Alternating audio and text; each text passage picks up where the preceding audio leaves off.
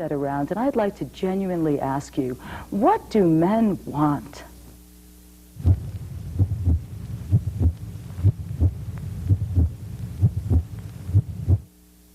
Nobody deals with any of the really valid issues. And then you get a bunch of anger, and you get a bunch...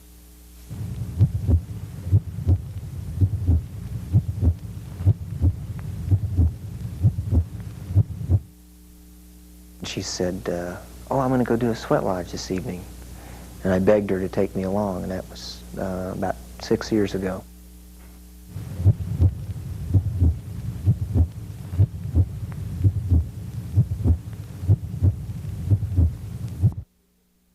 Welcome to Speaking of Men. I'm your host, Mike Rivas. This is Public Access Television for Albuquerque, New Mexico.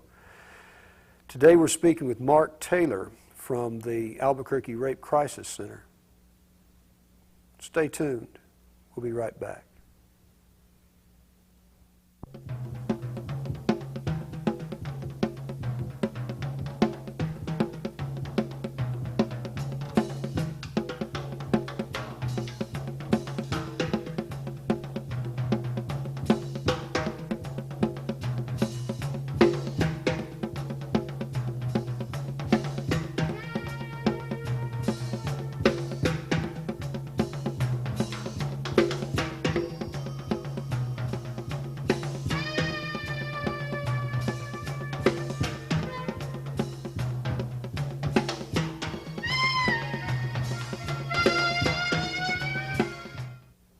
Welcome back to Speaking of Men. I'm your host, Mike Rivas. This is part 2 of a program dealing with the issue of rape in American society.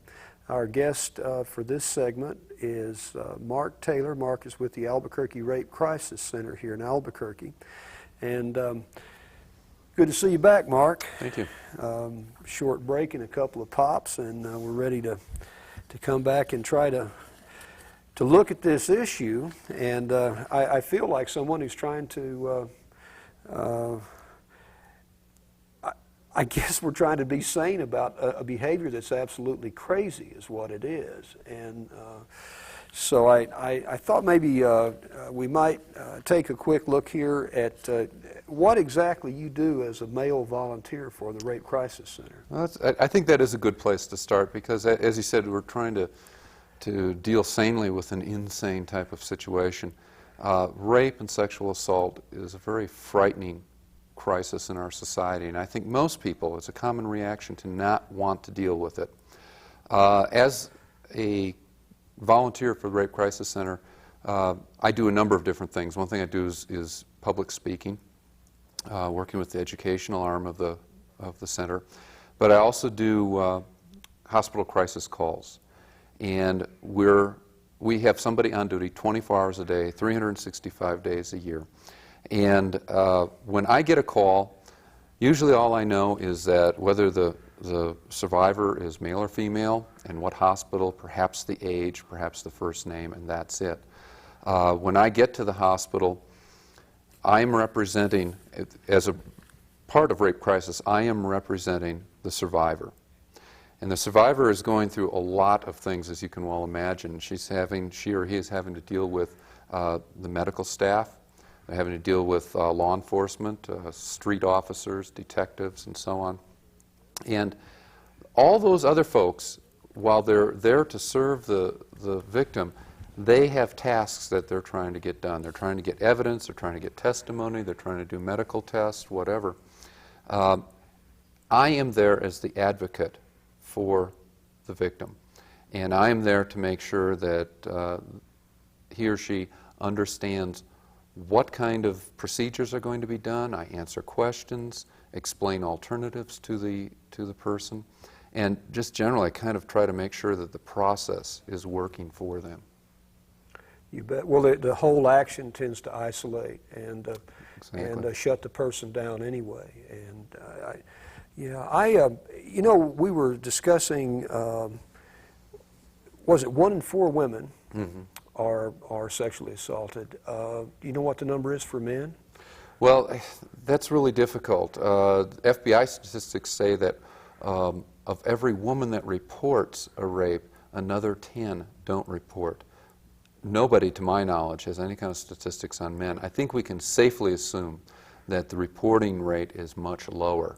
Is it 1 out of 100, 1 out of 1,000? We don't know. We do know that rape is more of a problem for boys and men than anyone had guessed before. Now, sexual assault in boys and girls abuse is roughly the same till about the age of what, 18? Yeah, I would say early teens. And then after that, the prevalence or the numbers go toward women. Right, it shifts more towards the women. Yeah. Right. You know, this Bernalillo County, I remember we went through a period one year where we had several children under 5 killed by their parents in their homes. Here we have probably one of the worst domestic violence, home kinds of abuse situations, especially for children in the country statistically, Right. I think. I mean, we've been right up there a few times. And I think it might be interesting or necessary or vital to this little discussion to try and look at child physical sexual abuse as and the impact it has, because this is not something that happens to a person when they're a child. This is something that happens, and the trauma is something that carries and affects their lives Exactly. from then on. Exactly. One of the things that happens quite often with abuse of children, sexual or physical abuse of children, is there's a tremendous denial that anything's happening in the first place. Because quite often, because children aren't out in the world as much as an adult, most likely the perpetrator, the one who's doing the abuse, is a caregiver, perhaps a member of the family. To acknowledge the problem is to acknowledge that there's a problem in the whole family system. So quite often what happens is people are aware that something's not quite right, that something's wrong, but they don't want to deal with it. Left untreated, children can go literally their entire lives emotionally crippled by what's happened as in their younger years.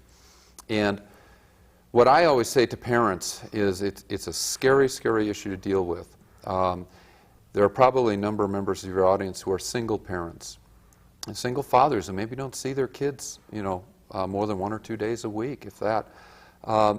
It's important to let our kids know that there are dangers out there, and they have a right to be safe.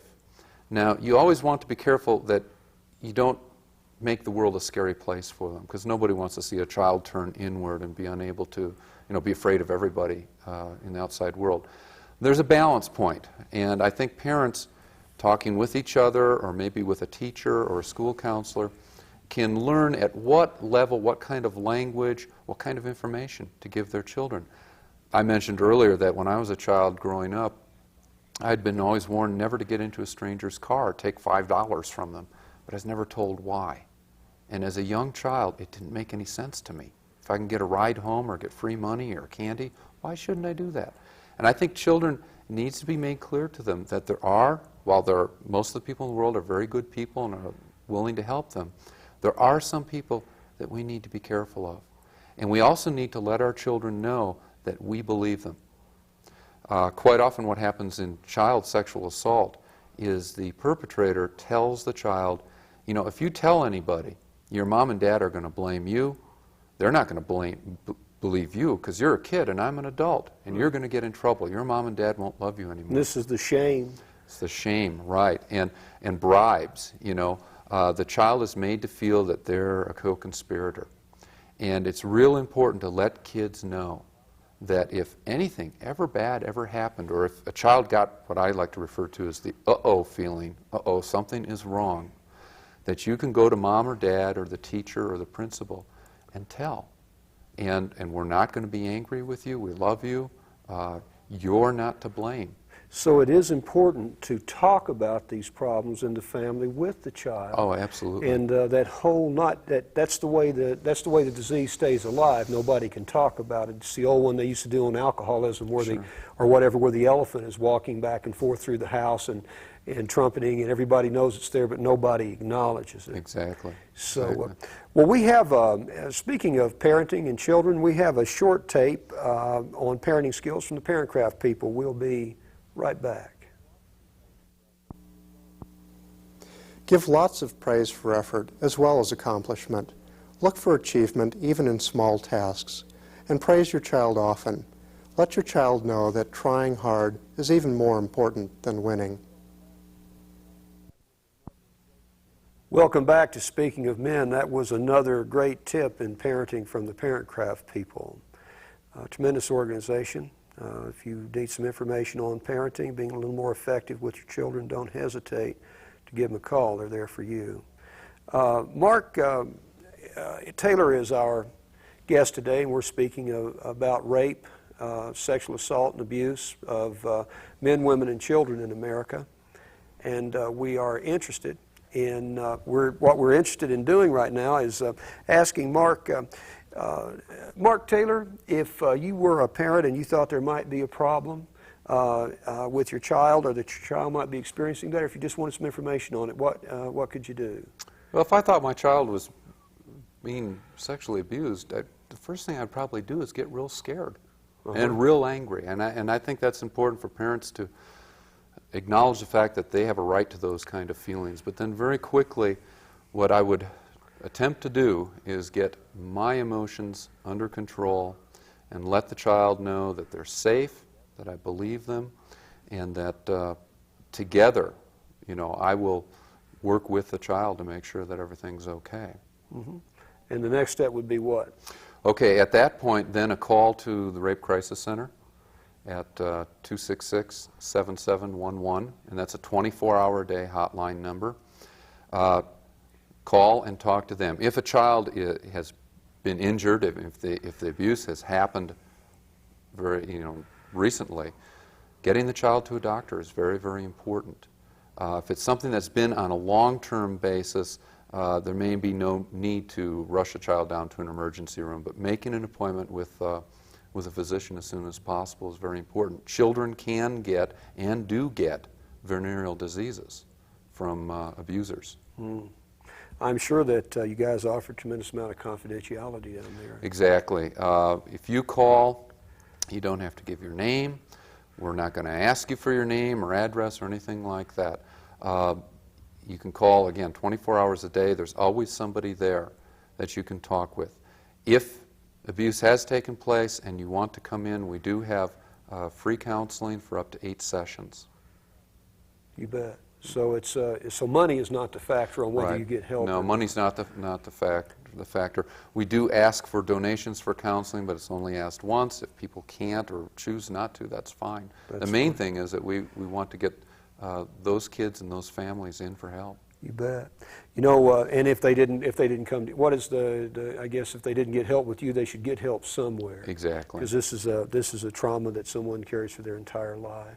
Right. What are some of the symptoms? We were going to move on quickly, but let's just take a quick moment and look at some of the symptoms that a child would have if they were sexually abused. All right. There are a number, and I would like to caution that, if your child is exhibiting one of these, it doesn't necessarily mean that they've been sexually abused. But you look at behaviors on a broad range of things. For example, if a child is all of a sudden acting very immature, they're 5 years old and they're suddenly playing around with their 3-year-old toys, doing baby talk, behavioral regression, things like bedwetting, children who suddenly become very violent, maybe breaking toys or beating up on a younger brother or sister, nightmares, fear of the dark, a child who is reluctant or gets very upset or suddenly quiet about going to the babysitter's house or going over to spend the afternoon with Uncle Charlie. Any one of those things, all taken together, can let you know that something's not right.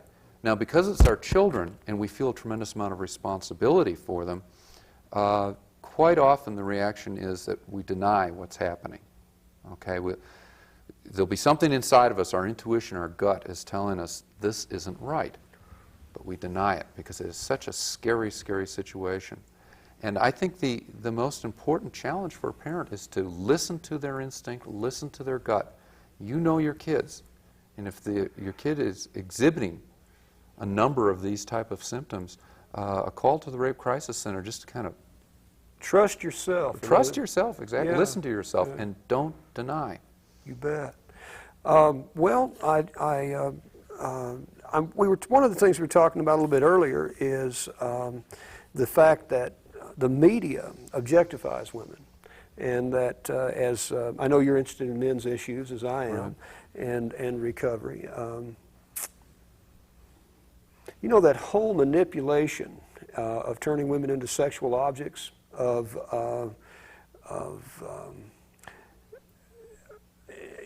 misleading people in human relationships through images. You know, I don't know what the number is. Tremendous amount of that. You know, we have some pictures you brought us up here of things just from general magazines like you see every day. We put some men in there to show you that none of if you'll notice, none of the men in the pictures are wearing lingerie. You know, got a little beefcake there, the guy pumping a little steel, but most of the women in there are set up sexually. And I read the little article there with Ellen Barkin on sex and love, and it was just, you know, the whole thing was just so, the whole way it was presented was so far away from the reality of who the woman was and what she was trying to do. It was just unbelievable. I wondered who those people think we are sometimes. You know? Well, I think that we need to take a bit of responsibility. This stuff doesn't exist in a vacuum. Advertising is a very, very expensive medium. Thousands, tens of thousands of dollars are spent on ads and images like this. Why are they out there? Well, they speak to something inside of us. And I think one of the things I often advocate in my work with rape crisis. What it does is it strokes us, man. You put if you're sitting at home watching a television program and a commercial comes on and a woman comes out naked, you look at it.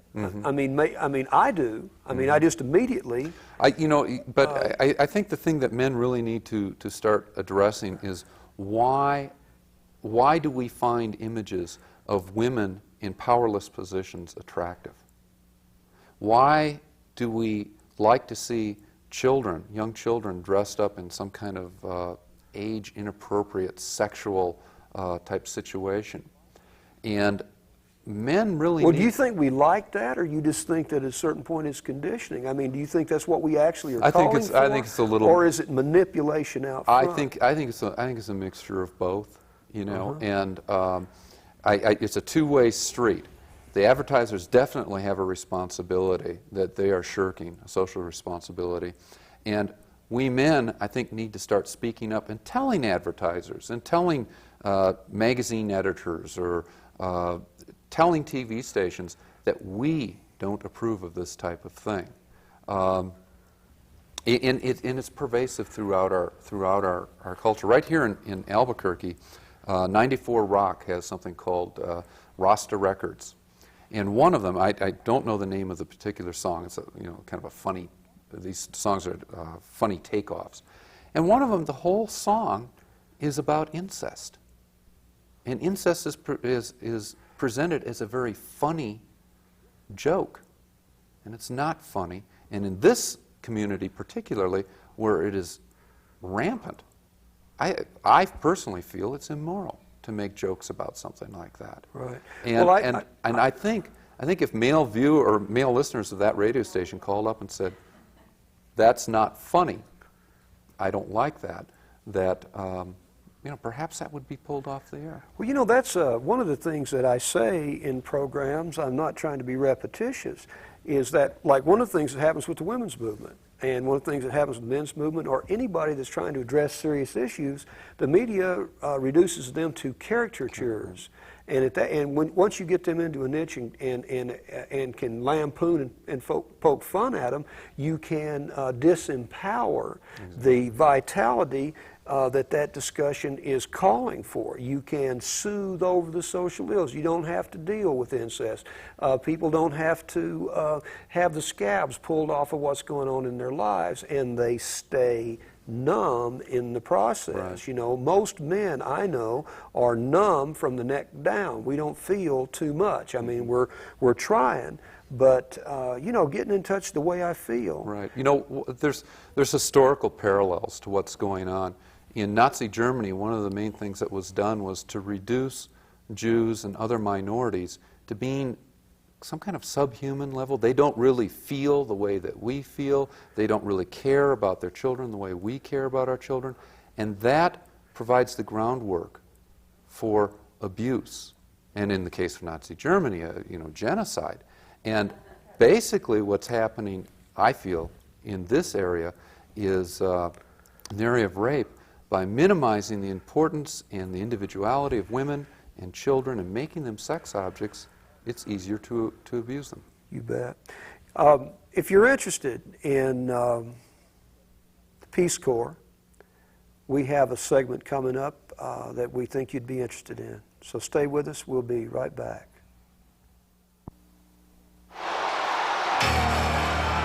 Whoever thought this would happen? Whoever thought a teacher from West Virginia would be teaching a class in Budapest? Good morning. But here I am, part of the first Peace Corps team in Eastern Europe. We're here to help Hungarian teachers learn how to teach English. It's an amazing time to be here. For these people, English is the language of opportunity, and they can't get enough of it. How are you doing today? Great. But language isn't the only thing we share. I'm learning Hungarians are a lot like we are. They love their freedom, and they're open to new ideas. Two words of freedom, and the government of the people, by the people, for the people, shall not perish from the earth. We all have a lot of work ahead of us, but I can't think of any job I'd rather have. Be part of the future with the Peace Corps, the toughest job you'll ever love. Welcome back to Speaking of Men. I'm your host, Mike Rivas. Our guest today is Mark Taylor from the Albuquerque Rape Crisis Center. We're talking about sexual assault in America. We're speaking of the sexual assault of children, of men. We're speaking of the sexual assault of women. And one of the things Mark said to me, which I felt was, I'm going to quote back to you, and then we'll rave for a couple of minutes or something, is that men have a responsibility to take a vocal and active role in challenging the storm of social messages that set the stage for rape and sexual assault. One of the large parts of the men's movement is the focus on mentoring and of older men trying to be a guiding and supporting influence to young men.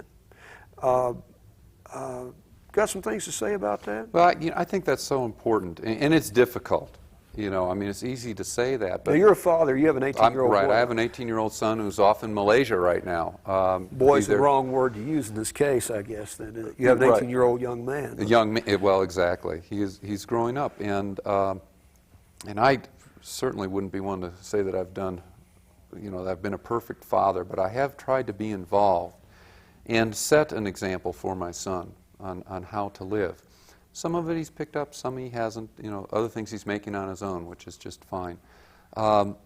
We mentioned in the last show the Boys in the Hood movie. And, and Spike Lee's film Jungle Fever were great. Both these two movies, in the media doesn't talk about, particularly in Boys in the Hood, they focus on the gang violence aspect, but ignore... Sex and violence, people come see it. But they ignore the whole issue of the importance of the father-son relationship. And men really do need to set an example for younger men, whether it's on the issue of rape and sexual assault, fathering. And to be there for them emotionally. Be there emotionally. The time is very, very important. That was a tremendous look. Both of those films were a tremendous look at black men trying to father and to make a stand in black society, to try and stand for some sort of right and strength, to believe that an education, is vital, that family is vital, and to do that in the middle of complete social disintegration. I'm in Boys in the Hood. There are the helicopters going up and down the street, shining the spotlights through the houses. Gunshots popping off. Gunshot. The kid is. I remember the little girl is working at her. The young woman is working at her personal computer there, doing her homework, and all of a sudden there's an Uzi fire in the background. Right. This. We just. I think that. I think America owes a lot to black men and to black filmmakers like Spike Lee, and I don't know the name of the other gentleman that did Boys in the Hood. Right. But the reality is those guys are talking about trying to make a stand, you Right. know. And it's a stand that needs to be taken not just in the black community, but in all communities, all male communities. You We bet. have a responsibility. It's the type of thing that Bly writes about. If we choose to abandon our sons and not be there for them, and not in our own lives take responsibility and be good role models, then that's where the problems of alcoholism, drug abuse, violence, ethical breakdown in our businesses. Right. That's where that comes from. You bet. And we need to be addressing those issues. Yeah, in Jungle Fever, the whole focus of the promotion was on interracial sex, you know, which they had one, but it had about 8 or 9 other social messages in there that were unbelievable, and everybody tries to take that reality and put it in the shadow and deny it, you know. Right. And Lee and those guys are standing up and saying, "This is what's going on." I think you know. I think what it comes down to is it's easier to say, well, if we had enough cops on the street, we wouldn't have these problems. If we had DEA agents breaking into crack houses, we wouldn't have this problem. Where in fact, what we need to do is take a look inside and clean things up in our own house. Uh-huh. Yeah. Well, you know, you and I were talking a little bit earlier, and it is what I can do personally and what you can do personally. And as Lillian and yourself and I were speaking on the first show we did, you know, getting it from here, getting all of this stuff, you know, rape and assault are terrible things that damage people, and getting it from up here and from away from the little mouth that can just talk it, and getting it into the heart and getting it into action, you know. And I don't know what the wall is that you have to hit to realize that every life on this planet is a gift, and the one that each of us possess, you know. We have a responsibility to steward it, right. and the fact that we try makes a difference. No matter how isolated it gets or how crazy it gets, if you know, well, what are we down to? About a minute? Are we down to? Well, we're down to about the last minute. Albuquerque Rape Crisis Center. You can give them a call at their hotline at 266-7711. And I would like to thank Lillian Biffle and Mark Taylor from the center for coming down and spending some time with us. You know, stand if you can, run if you have to, but don't quit.